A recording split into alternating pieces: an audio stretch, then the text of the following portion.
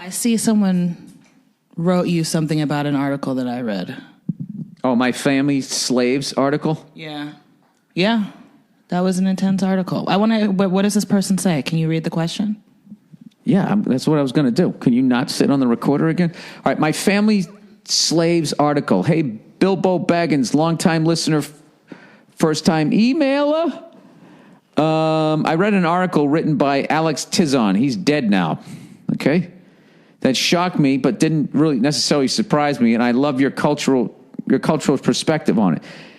Oh, my God, this is so fucking long.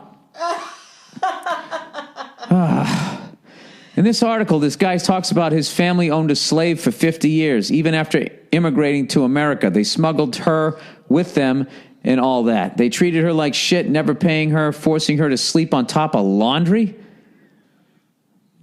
I imagine it's the dirty laundry. Why would you want to have somebody... And constantly beating her for the tiniest of errors. Only when the writer grew up with an American identity that he realized what they were doing to the poor woman wasn't right, did he and his sibling confront their parents over this. Hey, Mom, you've been beating the shit out of that lady who sleeps on her clothes. According to my teacher, that's not right. As a guy of Chinese descent raised in America, I've witnessed poor people like this firsthand. Growing up, visiting family back in Hong Kong, I'd see my cousin, they're millennials, by the way, being tended to by a young Filipino girl no older than her 20s. I never thought much of this back then. Looking back, it seems pretty fucked up. I asked my mother about these kinds of people, and she simply said, that's just the way things are. These girls are poor, they need to support their family, and that's the only kind of shitty employment that they can get. Once my grandfather took me past City Hall in Hong Kong on a Sunday, and I saw hundreds of young Filipino girls just sitting on the ground doing absolutely nothing. I asked him what was that all about. He said that Sunday was their day off and they had nothing better to do than loiter.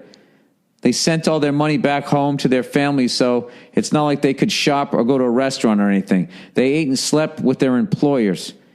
I never seen my grandfather turn his nose up at a group of people like that ever before. My grandfather, whose parents were murdered by the Japanese during World War II. Oh, wow. Yeah, I read about that shit, the rape of Nanking. You ever read that shit? They fucking Japanese went off and had to walk to the orphanage after finding out. Jesus Christ, I've had an easy life.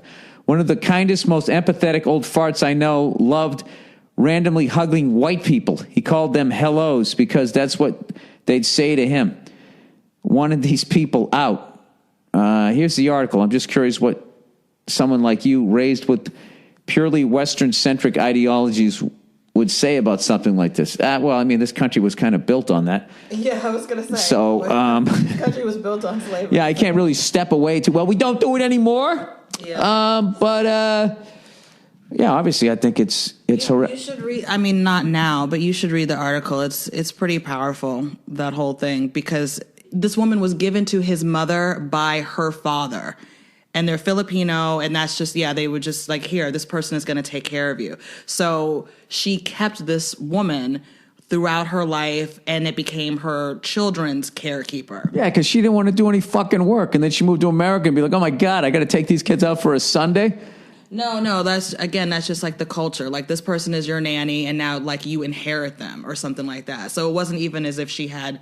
It's just part of their tradition. I have to be honest, like, all of that... This guy grew up, and then he realized that this woman wasn't getting paid and all this other stuff, and he didn't realize until it dawned on him, like, she is a slave. And so he tried to make things better for her in her later life after his parents died and all this kind of stuff. Back rub. Yeah. No, but by that time, she... didn't know any other life. So she wasn't like, I've been waiting to go shopping at the mall like this whole time. Right, this is so fucking sad. That's like when, it's very like sad. Dubai, they tell all those people in Easter there that, hey man, come on here and help us build all these beautiful buildings. You make all this money, you'll get out of poverty. And then they get them there and then they confiscate their passports.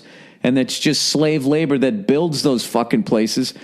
And then they, the only way to get out of it is they like commit suicide. Right. It's fucking brutal. Then you watch your shows and the big balloon-titted whores go over there to buy a fucking bag. Not a fan of Dubai.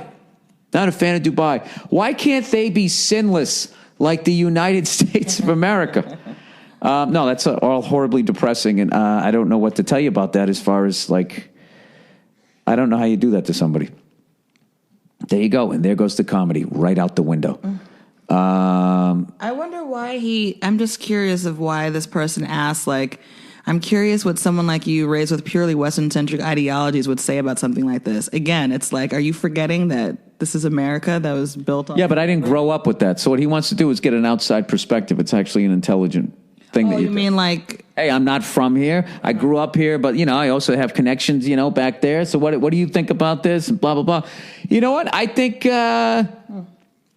it's terrible. I'm going to go on a limb and say that that's fucking terrible.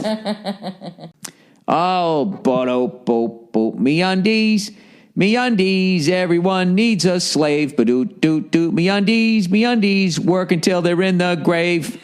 Your balls feel nice and soft because they polished them with the underwear they made in. That's fucking evil, but I'm white. It's part of my DNA. I'm really sorry. All right, me-undies. Hey, Bill, what do you think about lifelong slavery and somebody's dreams being crushed and so crushed that they don't even have any dreams and they don't want to do on a Sunday? I'd love to hear your Massachusetts Western take on that. Discuss.